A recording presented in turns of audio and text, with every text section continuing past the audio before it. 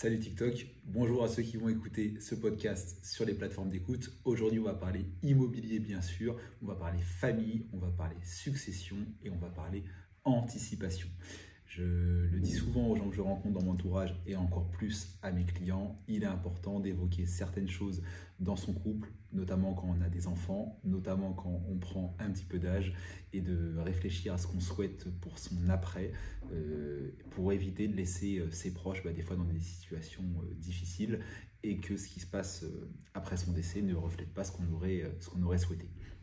Donc il y a des questions, il y a des débats qu'on doit avoir en famille, en couple, notamment en présence d'enfants et de patrimoine, qui soit immobilier ou financier, à répartir.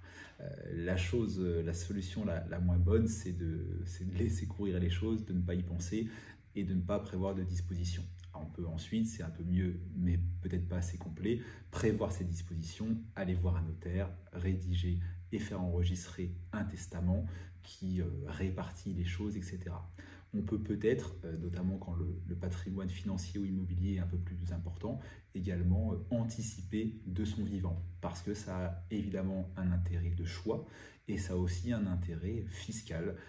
parce que le fisc, le législateur, prévoit des abattements, notamment quand on donne en direct à ses enfants, qui se régénèrent tous les 15 ans. Donc ça permet effectivement, si par exemple on commence à anticiper sa succession à 60 ans en faisant une première donation à son ou à ses enfants, donation d'ailleurs qui peut se faire avec une réserve d'usufruit pour se protéger, mais en tout cas si on vit au-delà de 75 ans, on pourra à nouveau renouveler l'opération d'une autre donation tout en bénéficiant toujours d'un abattement qui est pour rappel de 100 000 € par parent, par enfant tous les 15 ans.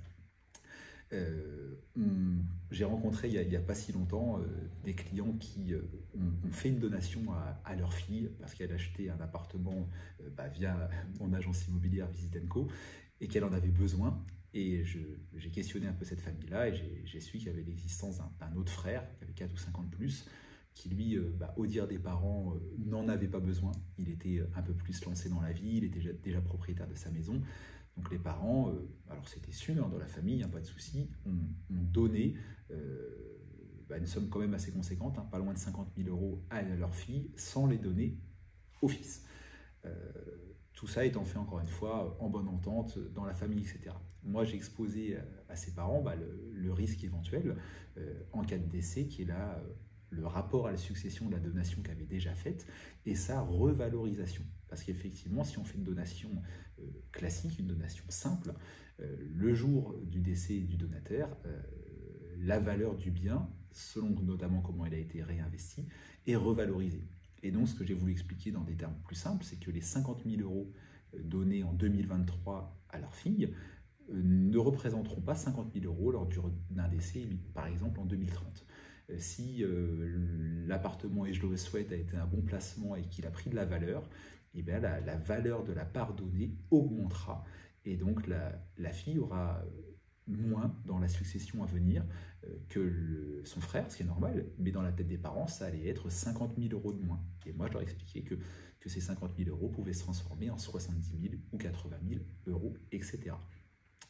On m'a évidemment demandé quelle était la solution à ça. Je leur ai dit c'est d'aller discuter avec votre notaire, c'est l'interlocuteur idéal pour ça. Mais grosso modo, votre notaire risque, c'est pas la seule solution, mais risque de vous parler de la donation-partage. C'est le fait de donner en même temps à plusieurs de ses enfants des biens qui peuvent être immobiliers ou financiers, mais de les faire d'une façon qui vient à figer définitivement leur valeur, sans avoir à revaloriser lors du décès le fait que 50 000 € ont été donnés par du numéraire de l'argent et investis de telle ou telle façon par un des enfants, que 50 000 € ont été donnés par la part d'un bien immobilier, et ainsi de suite. Donc quand on souhaite faire les choses bien entre ses enfants et qu'on souhaite indirectement pas favoriser l'un ou l'autre, ou défavoriser l'un ou l'autre avec le fait d'avoir donné en avance, mais qui au final peut être un cadeau empoisonné de par la revalorisation ensuite, et la donation-partage peut être intéressante. J'ai des clients qui l'ont fait il y a 2 ans, ils ont vendu un appartement par mes soins, c'était un appartement acheté en dispositif de défiscalisation, ils sont arrivés au terme, ils se sont dit on va le vendre, et à la fin c'était un appartement à côté de Caen qu'on a vendu 140 000 €. Et mes clients m'ont dit, bah, cette somme-là, on n'en a pas besoin, on a un peu plus de 70 ans, on n'en a pas besoin, on a 3 de nos enfants et on va les donner aux enfants. Et ces clients-là, qui ont été bien conseillés par une étude cannaise que je recommande souvent, et ben on fait une donation partage. Et ça permet encore une fois qu'entre les 3 enfants de ce couple, s'il y en a un qui les investit dans une société, l'autre dans l'immobilier ou l'autre qui les dilapide, peu importe, la somme a été définitivement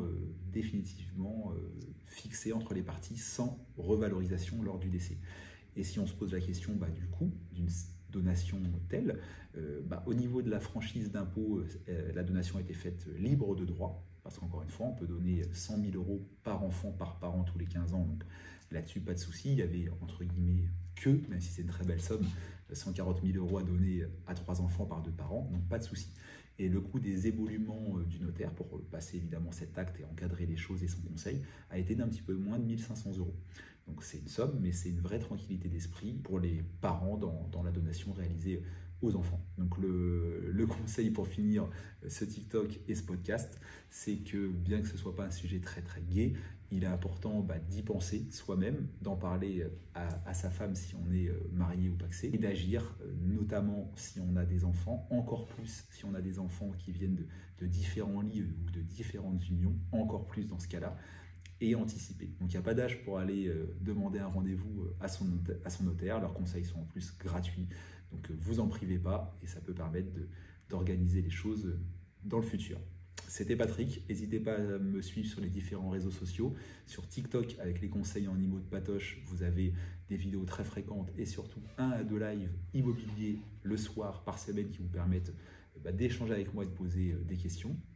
Et vous pouvez aussi vous abonner sur YouTube ou sur les plateformes d'écoute des podcasts à la série La Minute du Propriétaire. Le logo est juste derrière moi pour ceux qui regardent la vidéo, où vous avez tout un tas de vidéos de conseils. J'interviens parfois seul, parfois avec ma femme qui est également agent immobilier, des fois avec des intervenants extérieurs, notamment des notaires, parfois des courtiers, des assureurs, etc. Alors n'hésitez pas, abonnez-vous et à bientôt. Ciao!